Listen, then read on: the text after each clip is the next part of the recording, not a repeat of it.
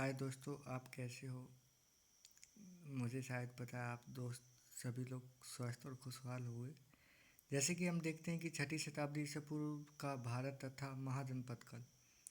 तो छठी शताब्दी ईसा पूर्व काल भारतीय इतिहास में महत्वपूर्ण काल माना जाता है और इस काल में व्यापार की प्रगति, मुद्रा का प्रचलन और नगरों के उत्थान ने धार्मिक बौद्धिक आंदोलनों के रूप में जहाँ एक और सामाजिक एवं धार्मिक क्षेत्र में परिवर्तन किए, वहीं उन्हीं परिस्थितियों ने राजनीतिक व्यवस्था में भी योगांतकारी परिवर्तन किए, जिसके परिणाम स्वरूप भारत में महाजनपदों का उद्भव हुआ, जिसे इतिहास में महाजनपद काल के नाम से जाना जाता है।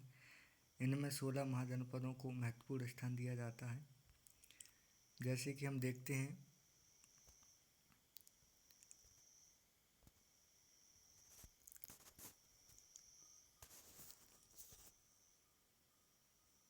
राजतंत्रात्मक शासन व्यवस्था।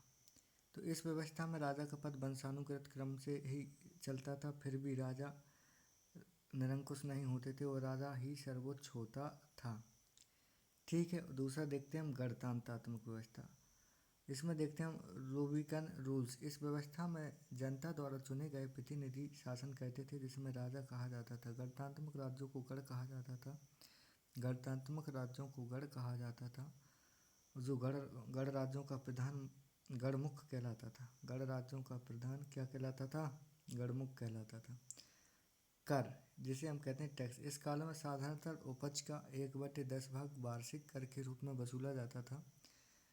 जो कर होता था कृषि पर हम जो टैक्स लगाते हैं वर्तमान में, तो वो कर होता था 1/10 भाग वार्षिक कर के रूप में वसूला जाता था। जो उपज होती है ना, जैसे हम देखते हैं कि हमारी बटाई पे जो ज़मीन देते हैं, उससे कोई बटाई वाला जो धन, जैसे जो उपज निकालते हैं, जैसे गेहूँ, चावल, सरसों, जो इत्यादि भी, तो उसका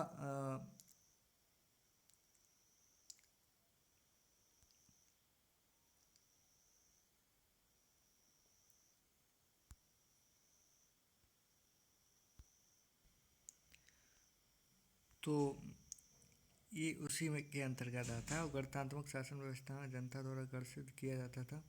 ग्राम शासन व्यवस्था, विलेज एडमिनिस्ट्रेशन ग्राम शासन व्यवस्था के अंदर थी, सुसंगठित थी। ग्राम शासन का संचालन ग्राम भोजक द्वारा ही किया जाता था। जैसे कि हम देखते हैं न्याय व्यवस्था, जेडिकल सिस्टम। इस काल में न्यायालय पूर्ण रूप से स्वतंत्र था और न्याय निष्पक्ष होता था और राजा सर्वोच्च न्यायाधीश होता था। इन 16 महाजनपदों ने मगध, कौशल, वत्स तथा अवंती के 4 सबसे शक्तिशाली राज्य थे। अंतोगत्वा मगध महाजनपद के शासकों ने एक लंबी अवधि में अन्य 3 महाजनपदों को मिला लिया। ध्यातव्य कि मगध को ही सही अर्थों में बिंबिसार के समय अन्नों से बढ़त मिली। उत्तर भारत में प्रभु सत्ता स्थापित करने के लिए मगध तथा अवंती के लगभग 100 वर्षों तक लंबा तथा कड़ा संघर्ष हुआ और अंततः शिशुनाग मगध शासकों ने अवंती के अति चक्र को तोड़ दिया और उत्तरापथ और दक्षिणापथ के 2 प्रमुख मार्गों के वैदिक ऋषिक अगस्त और दक्षिणापथ के गमन करने का प्रथम आर्य माना जाता है। पूर्वी तट पर स्थित ताम्रलिप्ति तथा पश्चिमी तट पर भगुकच्छ महत्वपूर्ण पतन थे। रामायण से पता चलता है कि तक्षशिला नगरी की स्थापना भरत के पुत्र तक्ष ने की थी। बुद्धिकालीन सर्वाधिक शक्तिशाली गणतंत्र वैशाली की लक्ष्मी गणतंत्र था। बज्जी संघों का एक संघ था, जिसे कम्बोज घोड़े के लिए प्रसिद्ध था।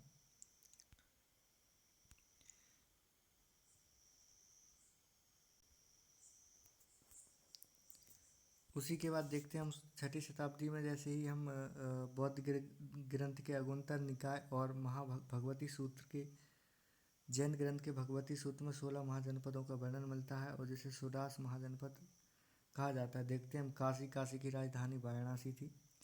यह वैणा तथा आसी नदियों के संगम पर है।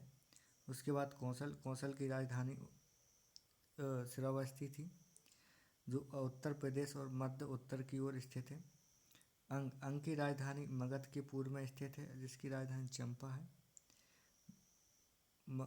और उसके बाद मगध आधुनिक बिहार राज्य के गया पटना जिला में स्थित है, जिसकी राजधानी राजगृह है।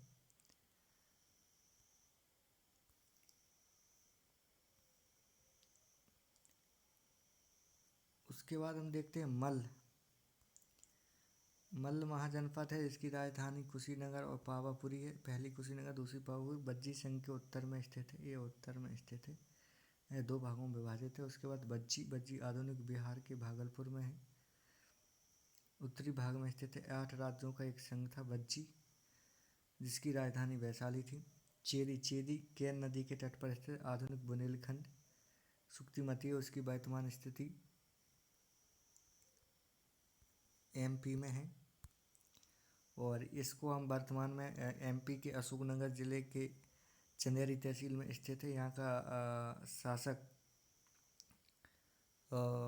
जिसको हम बोल सकते हैं, जिसका महाभारत में उल्लेख मिलता है, और तो इसका वर्णन वहाँ मिलता है। उसके बाद बस आधुनिक इलाहाबाद के पास स्थित कौशाम्बी में है। कुरु दिल्ली और मेरठ के स्थित इंद्रप्रस्थ में है।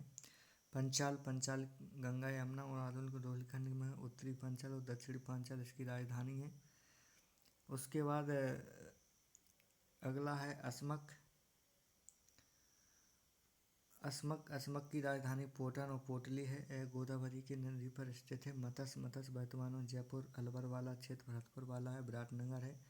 सुरसेन की राजधानी मथुरा है, जो मत्स्य यूपी में पड़ता है, मथुरा, जहाँ हम श्री कृष्ण की जन्मभूमि भी मानते हैं। और उसके बाद गंधार है, आधुनिक कश्मीर के आसपास वाला स्थित है, इसकी राजधानी तक्षशिला है। कम्बोज हाटक है, अफगानिस्तान और पामीर के भूभाग में है।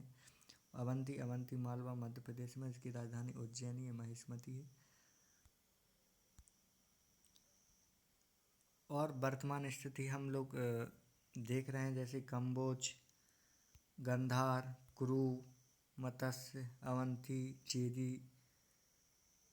बिस्ता, सुषमा, पंचाल, कौशल, मल्ल, कुशी, मगध, अंग, बज्जी और असमक है। दक्षिण भारत की अंतिम